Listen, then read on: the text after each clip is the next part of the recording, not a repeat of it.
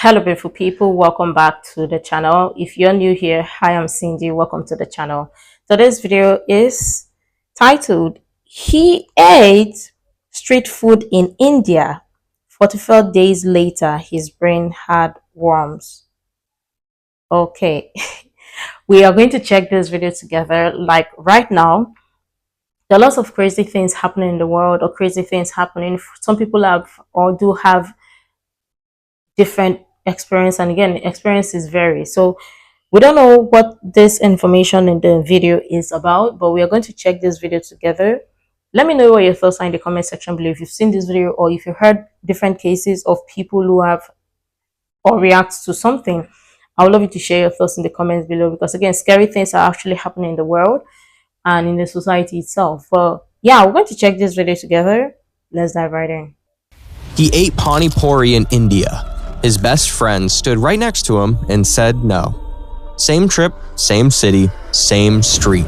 One of them came home with photos, the other came home with something living inside his brain. 44 days after that street stall in Delhi, Jared Cullen had his first seizure in a grocery store parking lot. He dropped his keys, then he dropped himself. His body went rigid on the asphalt. His jaw locked. He bit through the side of his tongue. An MRI showed dozens of white spots scattered across both hemispheres of his brain. Wow. Each one was a cyst. Each cyst had something alive inside it. And here's the part that will keep you up tonight. The doctor could not kill them, because killing them all at once would kill Jared first. This is diagnosis glitch. Wow.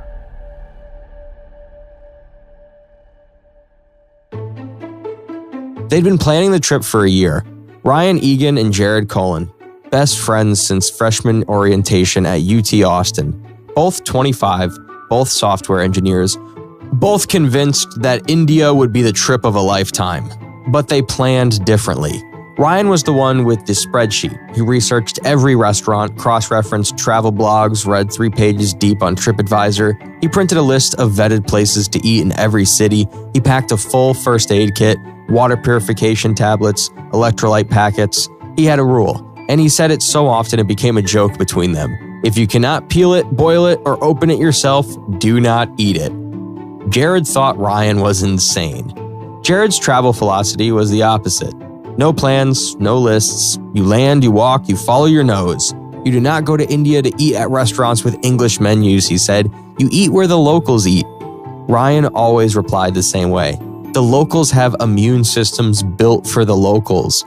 Jared always laughed it off. Remember that. Remember who listened and who did not, because only one of them is going to walk out of this story the same person. 2 weeks in India. Delhi, Agra, Jaipur. Ryan stuck to the plan. Bottled water only, sealed cap every time.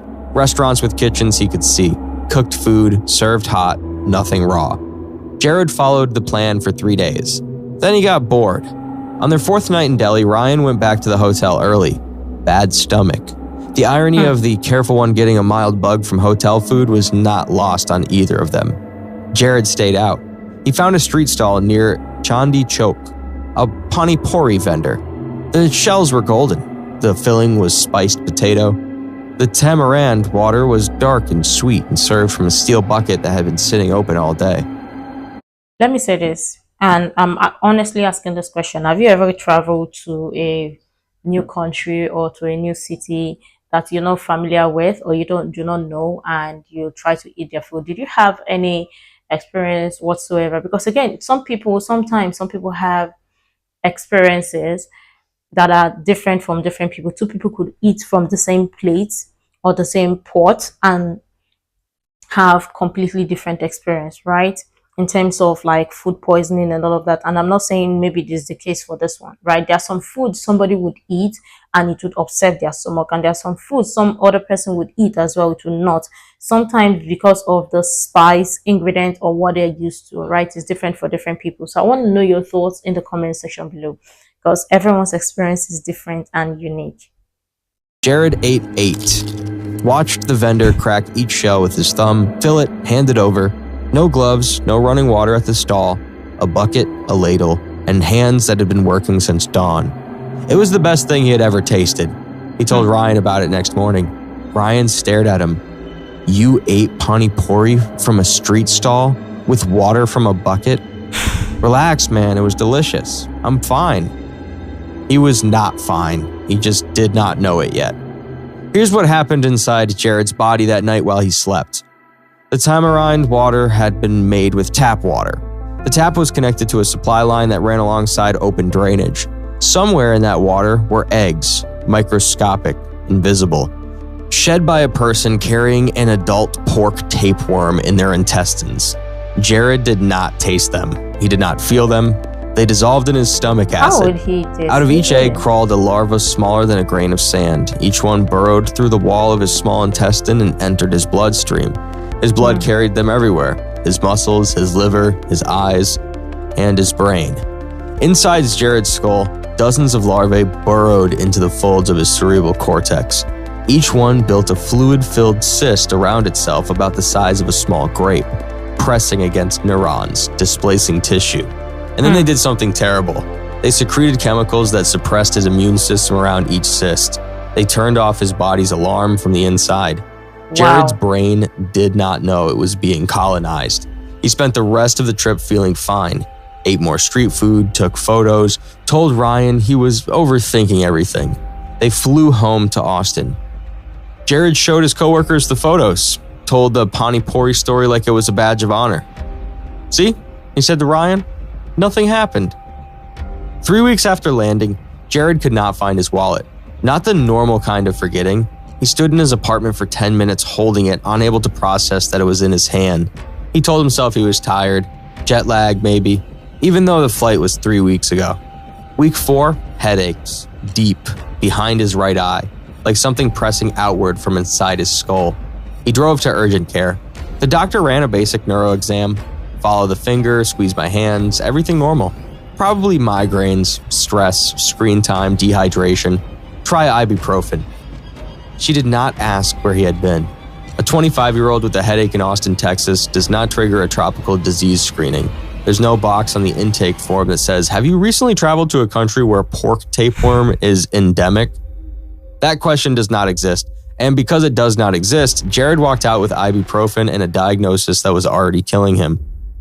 Let me also say this, because again, when it comes to street food and all of this, for some people, it triggers or upsets their stomach and they get various kind of diseases and sicknesses and all of that. For some, they're just fine, right? And again, the reason why I'm saying this is because there's some food for if the exact same thing with seafood, right? There are some people that will taste or eat some particular seafood. And when I talk about seafood, there are various kinds, right? That it would upset their stomach or doesn't go with their system, and sometimes it may not fully digest properly to their system and they may fall ill. While some people will eat it completely and they will be fine, they will be all right. Let me use, for example, snail. There are some people that don't eat snail. There's also water snail. There are some people who don't eat water snail who may possibly throw up. The exact same thing with catfish and all of that. Chicken as well, right? Those type of things, it upsets people's stomach. Some people don't even eat street food, not because they cannot eat it or they've had their own fair share, but because maybe it's something terrible might have happened to some of their family members, so they don't want to try it, they don't want to go near, right? It's different for different people. Now I'm going to ask you, have you ever traveled to a new place, a new country, a new city or whatever, and at first you're open to trying lots of things, but at first you try to taste something that you were not familiar with and you were met with something unrecognizable? How was it for you? I would love you to share your thoughts in the comment section below. 44, a grocery store parking lot. Jared was loading bags into his trunk when the world turned white. His body went rigid. He fell sideways, cracking his head on the bumper of his car, his jaw locked, his tongue split. A woman in the next space screamed and dialed 911. The paramedics found him on the ground, bleeding from his mouth, shaking, keys still in his hand. His first seizure, not his last. The CT scan at Seton Medical Center showed something no one expected. Multiple ring-enhancing lesions scattered across both hemispheres of his brain. The radiologist counted over 30. The initial read, metastatic brain cancer, stage 4, unknown primary. The ER doctor delivered the news to Jared and his mother, who had driven 4 hours from Houston. What we're seeing here looks like cancer that has spread extensively to the brain. I want you to be prepared. His mother covered her mouth. Jared stared at the ceiling. He was 25 years old. Ryan was in the waiting room when the word cancer came through the door. He sat down and did not move for an hour.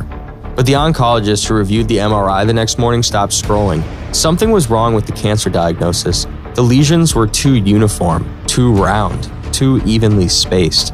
Cancer is chaotic. These looked deliberate, like something had placed them there. She ordered blood work, and she asked a question no other doctor in the chain had asked.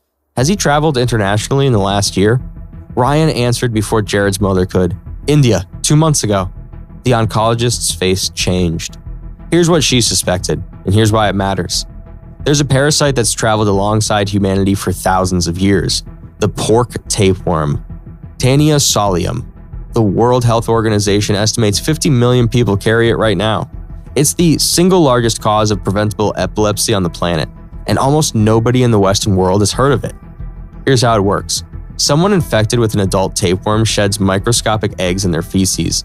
If sanitation is poor, if a food handler does not wash their hands, if water runs through contaminated pipes, those eggs end up in food and water. You swallow them, they hatch. The larvae travel through your blood. When they reach your brain, it's called neurocystic cirrhosis. Now here's the part you need to remember. The larvae can sit in your brain for months, years, doing nothing. You go to work, you eat dinner, you sleep. You have no idea that parasites are embedded in the organ that makes you, you. Then they start dying. When a cyst degenerates, it loses its ability to suppress the immune system. Your body detects it, and it responds with massive inflammation. The tissue swells, pressure builds, neurons misfire. That's the seizure. The parasite does not kill you by eating your brain, it kills you by dying inside it. Jared's blood work came back with elevated eosinophils, a marker for parasitic infection. The MRI was reread by a neuroradiologist with experience in tropical medicine. Additional imaging found cysts in his right eye and in the muscles of his left thigh.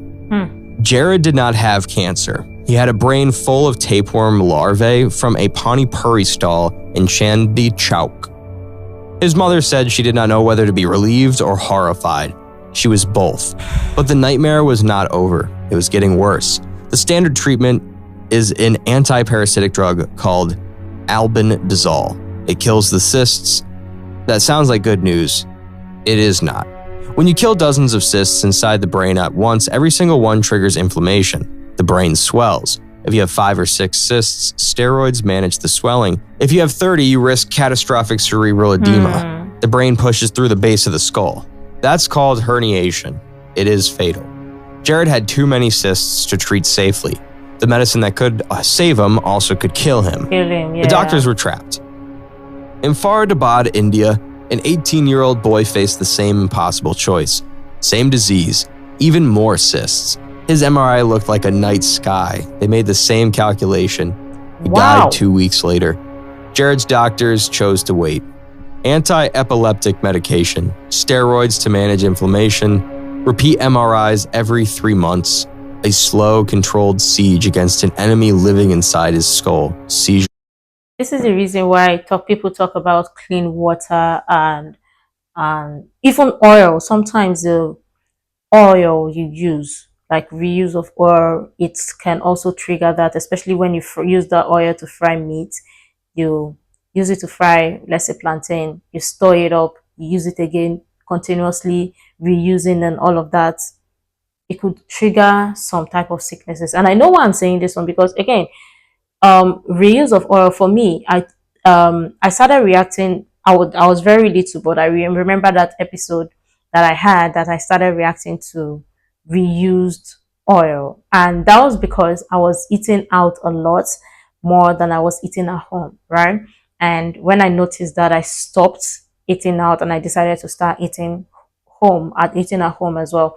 And also, there are people who don't even eat pork meat. I don't eat pork meat, right? I just don't eat it, right? I've never tested it, tried it before. There are people who also don't eat cow meat, right? and not just cow meat. I think that the way they call it is intestine. I'm trying to find the English word they call it, but others, did they call it? How they call it? I can't remember the English word, but I know like what the other local or traditional words they call it, right? There are people who don't eat those, right? And majority of the time, there's some places people don't sit to eat. Now, I'm going to ask you the question: have you ever eaten, maybe just in the exact same country you live in, but you decided to eat outside or eat somewhere, and the food somehow upset your stomach or whatever, or somebody you know who's had an experience like this? How was it, and what what was their experience like? Because again, we want to learn from other people's experience, because we know that no two people's experience are the same, right? It's always different for different people. By seizure. For 8 months, Jared lived with parasites in his brain. 8 months. 7 more seizures, 3 while driving. After the second, they revoked his license. Yeah. Ryan drove him to work, then to doctor appointments. Then Jared stopped working entirely because the headaches made it impossible to look at a screen. The cyst in his right eye blurred his vision. Not enough for blindness, enough that he could not read without closing one eye and pressing his face close to the page. Ryan came over every Friday. They ordered pizza. They watched basketball. Ryan never brought up India. Jared always did. "You told me not to eat it," he said one night, not angry, just quiet. Ryan did not say anything. What do you say to that? "I told you so" does not exist when your best friend has worms in his brain. "I keep thinking about that vendor," Jared said. He was smiling the whole time, cracking the shells with his thumb. "It was the best thing I ever ate." He paused. "I think about the water. I can still taste it." Ryan looked at the floor. "You drank bottled water the entire trip," Jared said.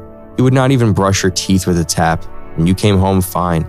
I ate 8 pani puris from a bucket on the street, and now I have worms in my brain." He almost laughed. The kind of laugh that's not funny. The kind that comes out because the alternative is worse. Same trip, same city, same street, and only one of us is still the same person. Slowly, over months, the cysts died on their own.